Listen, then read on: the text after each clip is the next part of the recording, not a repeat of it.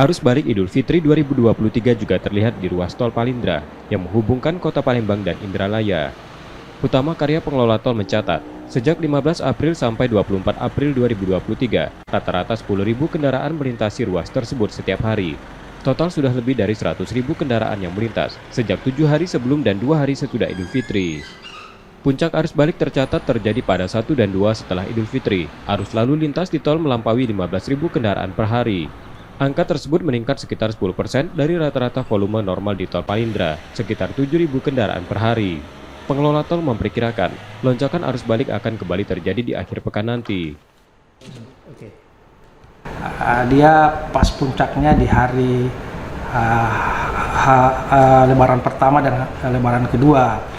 Di Lebaran pertama dan kedua itu ada sekitar 15.000 kendaraan yang melintas. Kalau peningkatan terhadap volume normal itu rata-rata di atas 40%, ya 40%. Jadi di hari kedua pun juga 15.000-an kendaraan yang melintas.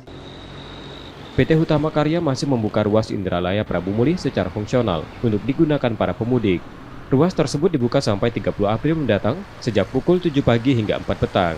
Meski ramai, lalu lintas di ruas ini cukup lancar dan terkendali. Setiap hari tercatat rata-rata 4.000 kendaraan melintas. Pada 1 dan 2 hari setelah Lebaran, lebih 8.000 kendaraan yang melintas. Pembukaan fungsional ruas Indralaya Prabu Mulih akan menjadi evaluasi sebelum dioperasikan.